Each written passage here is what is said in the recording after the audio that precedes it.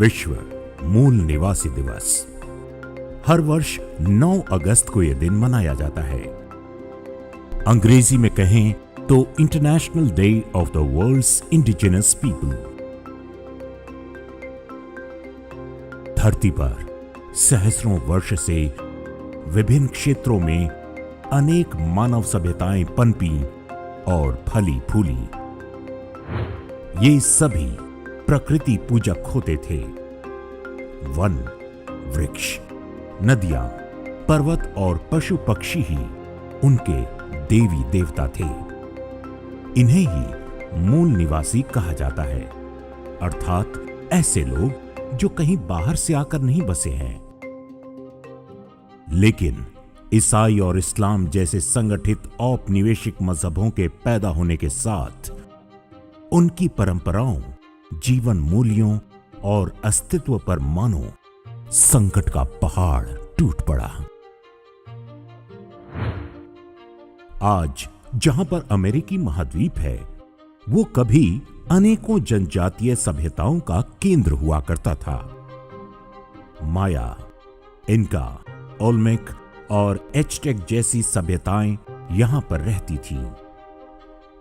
इन सभी की अपनी भाषाएं और रहन सहन था।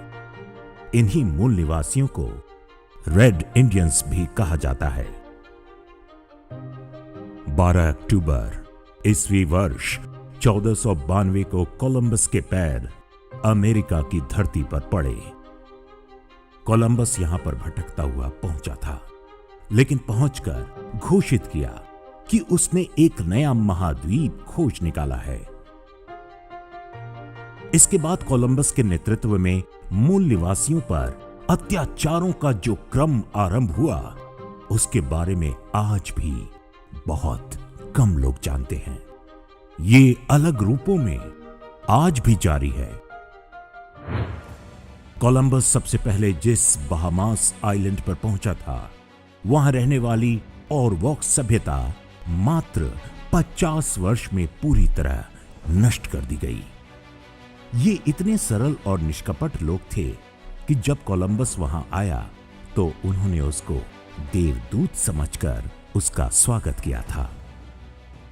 इतिहासकार वोल्फगैंग हायस और मेयर राइनहोल्ड ने अपनी पुस्तक the classical tradition and the America में बताया है कि अमेरिकी मूल निवासियों को ईसाई बनाने के लिए कैसे कैसे अत्याचार किए गए। ईसाई बनने से मना करने वाले मूल निवासी पुरुषों और स्त्रियों को मार दिया जाता था और उनके बच्चों को बंदी बनाकर चर्च में डाल दिया जाता, ताकि वो बिना किसी विरोध के ईसाई बन सके। वहां भी कुपोषण और बीमारियों से बड़ी संख्या में रेड इंडियन बच्चों की मौत होती थी। अमेरिकी महाद्वीप के देशों में आज भी बच्चों की सामूहिक कब्रें पाई जाती हैं। माना जाता है कि चर्च में बच्चों के यौन शोषण की परंपरा उसी समय शुरू हुई थी। इनमें से कई स्कूल 20वीं शताब्दी के अंत तक चलते रहे थे। कोलंबस के आगमन के समय अर्थात वर्ष 1500 के आसपास अमेरिका में मूल निवासियों की संख्या लगभग 6 करोड़ थी। 100 वर्ष बाद ईस्वी सन 1600 में उनकी संख्या केवल 1 करोड़ बची। आज उनकी संख्या 28 लाख से भी कम है। इनमें से भी कई ईसाई जीवन शैली में ढल चुके हैं और नाम मात्र के रेड इंडियन हैं। ये स्थिति केवल अमेरिका तक सीमित नहीं थी। ऑस्ट्रेलिया, अफ्रीका और एशिया में रहने वाली जनजातीय सभ्यताओं को भी इसी तरह समाप्त किया गया। यूरोप के अलग अलग देशों से नाविक वहां पहुंचे। इन सभी औपनिवेशिक अभियानों के 3 उद्देश्य होते थे: God, glory and gold. God अर्थात वहां के मूल निवासियों को बलपूर्वक ईसाई बनाना। ग्लोरी अर्थात जिस राजा ने उन्हें भेजा उसके राज्य को और विस्तार देना। गोल्ड अर्थात नए क्षेत्रों में पहुंचकर वहां सोने और अन्य बहुमूल्य धातुओं की खोज करना। मूल निवासियों को गुलाम बनाकर इन खदानों में मजदूरी कराई जाती थी। वर्ष 1763 में अमेरिका में स्मॉल पॉक्स अर्थात चेचक महामारी फैली थी। पहले ये कुछ क्षेत्रों तक सीमित थी, लेकिन अमेरिका सेना ने चेचक के मरीजों के कंबल रेड इंडियंस के कबीलों में बंटवाने आरंभ कर दिए। इसे विश्व का पहला जैविक हमला भी माना जाता है। इसमें कई लाख मूल निवासी रेड इंडियंस की मौत हुई थी। एक राष्ट्र के रूप में अमेरिका का संस्थापक जॉर्ज वॉशिंगटन को माना जाता है। वर्ष 1789 में वो अमेरिका का पहला राष्ट्रपति बना था। उसके समय में ही मूल निवासियों को सभ्य बनाने के नाम पर उनकी संस्कृति और भाषा को नष्ट करने का अभियान सबसे बलपूर्वक चलाया गया था। इतने भर से भी संतोष नहीं हुआ तो पूरे अमेरिका में बाइसन अर्थात जंगली भैंसे को मारने का अभियान शुरू किया गया। रेड इंडियन समुदायों के बीच जंगली भैंसा बहुत पवित्र जानवर माना जाता था। वे इसका शिकार करते थे और सामूहिक रूप से इसका भोजन करते थे। जंगली भैंसों की चर्बी ईंधन के रूप में प्रयोग होती थी। खाल और बालों से कपड़े बनाए जाते थे। रेड इंडियन समुदायों के तांत्रिक अनुष्ठानों में इसकी हड्डियां प्रयोग होती थीं। वर्ष 1870 में लिए गए इस चित्र को देखिए। ये मारे गए जंगली भैंसों की हड्डियों का पहाड़ है। अमेरिकी सेना ने इतनी बड़ी संख्या में जंगली भैंसों को मार डाला कि वे लगभग विलुप्त हो गए। परिणाम ये कि रेड इंडियंस लोगों के आगे खान पान और अपनी परंपराओं के निर्वाह का संकट पैदा हो गया। यही वो मॉडल है जिसके अंतर्गत भारत में गायों और बैलों की हत्या कराई जाती रही है। ईसाई अत्याचार के उस युग में कई रेड इंडियंस ने जंगलों और पहाड़ों की शरण ली और वहां छिपकर किसी तरह अपने बहुमूल्य जीवन और संस्कृति को बचाया। अफ्रीकी देश कीनिया के पूर्व प्रधानमंत्री जोमो केन्याटा का यह कथन बहुत प्रसिद्ध है कि जब ईसाई मिशनरी अफ्रीका आए तो उनके पास बाइबल थी और हमारे पास जमीन। उन्होंने हमसे कहा कि आंख बंद करके प्रार्थना करो। जब हमने आंखें खोली तो पाया कि हमारे पास बाइबल थी और उनके पास जमीन।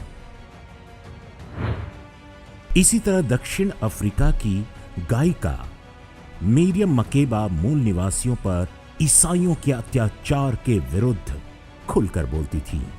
उनका ये कथन पूरे विश्व में इंटरनेट पर वायरल हुआ था। The conqueror writes history. They came, they conquered, and they wrote. Now you don't expect people who came to invade us to write the truth about us. They will always write negative things about us. And they have to do that because they have to justify their invasion. We don't write our history. It has always been handed down to us orally by our elders. Of course, the white man came and he writes history. In fact, you don't know anything about any place until the white man gets there. Until the white man comes to any place, nothing lives. It's only when he comes and say, "Boof, I've discovered you, now you exist," which is ridiculous. मूल निवासियों पर अत्याचारों का अपराध बोध कहें या अपने कुकर्मों पर पर्दा डालने का प्रयास, अमेरिका और यूरोपीय देश आज मूल निवासियों का सबसे बड़ा हितैषी बनने का नाटक करते हैं। इसी के अंतर्गत संयुक्त राष्ट्र द्वारा विश्व मूल निवासी दिवस का आरंभ किया गया।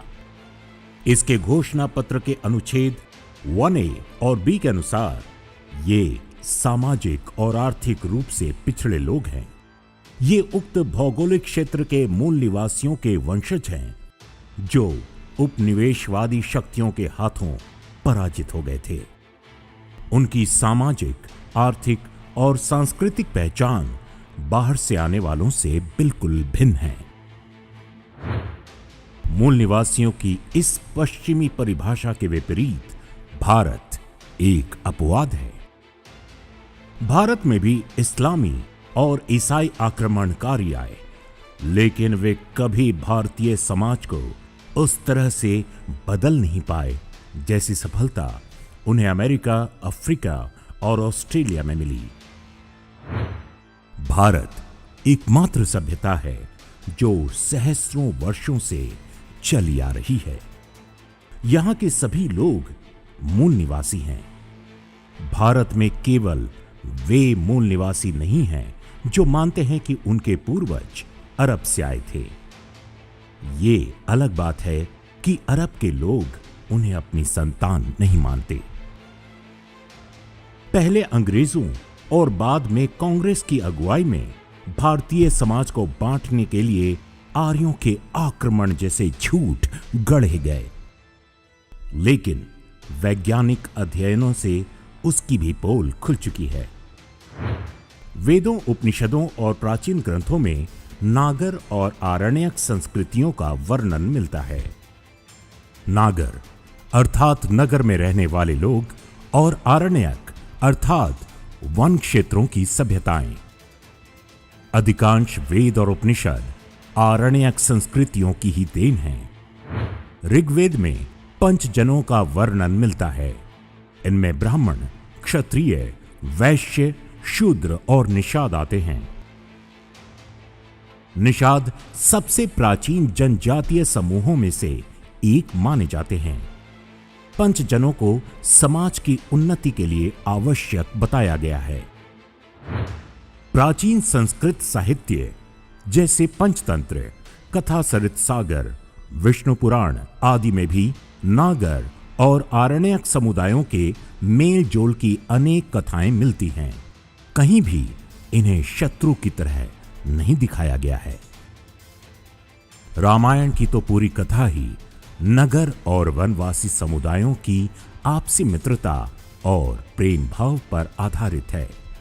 महाभारत के युद्ध में कई जनजातीय राजाओं और राजपुत्रों ने भी भाग लिया था। ये पांडवों और कौरवों दोनों के साथ मिलकर लड़े थे। महाराणा प्रताप की तो सेना ही भील जनजाति के वीरों की हुआ करती थी। पहले मुगलों और बाद में अंग्रेजों के विरुद्ध संघर्ष में जनजातियां सबसे आगे थीं। हाल ही में आई फिल्म RRR में अंग्रेजों और निजाम के विरुद्ध संघर्ष करने वाले गोंड समुदाय के कोमाराम भीम और अल्लूरी सीताराम राजू की कहानी दिखाई गई है। अमेरिका और ऑस्ट्रेलिया की तरह ईसाई मिशनरियों ने भारत की जनजातियों को भी धर्मांतरित करने का प्रयास किया, लेकिन उन्हें बिरसा मुंडा जैसे वीरों के कड़े प्रतिरोध का सामना करना पड़ा। इस पर हमारे वीडियो का लिंक आप डिस्क्रिप्शन और कमेंट बॉक्स में देख सकते हैं। जिन ईसाई मिशनरियों ने विश्व भर में करोड़ों मूल निवासियों का नरसंहार और धर्मांतरण कराया, आज वे ही उनके नाम पर पाखंड करने में सबसे आगे हैं। वे भारत में मूल निवासियों के नाम पर समाज में विघटन पैदा करने का प्रयास करते हैं। वास्तव में यहां भी वे वही कर रहे हैं जो वो अमेरिका, ऑस्ट्रेलिया और अफ्रीका में पहले कर चुके हैं। इन मिशनरी गिद्धों का एकमात्र उद्देश्य जनजातीय समुदायों को धर्मांतरित करके उनकी हजारों वर्ष पुरानी सभ्यता और संस्कृति को नष्ट करना है।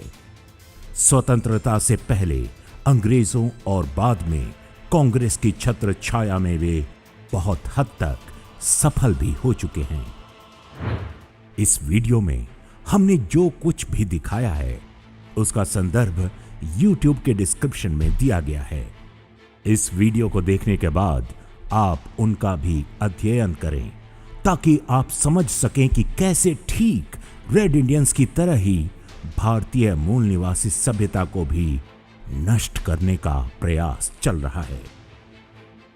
विश्व भर में लोगों ने नष्ट हो चुकी मूल निवासी सभ्यताओं पर हुए मजहबी अत्याचारों के साक्ष्यों को बटोरने का कार्य आरंभ किया है। हिंदू विश्व की सबसे बड़ी और एकमात्र शेष मूल निवासी सभ्यता है। हमारा कर्तव्य है कि हम विश्व के नष्ट हो चुके मूल निवासियों की कहानी कहें, आने वाली पीढ़ियों को बताएं कि अरब से निकले 2 आसुरी मजहबों ने हम पर कितने अत्याचार किए हैं। वे आज भी अपने काम में जुटे हुए हैं। इन मायावी असुरों का प्रतिकार हमारा सामूहिक कर्तव्य है। आखिर ये धरती पर मानवता के अस्तित्व का प्रश्न है।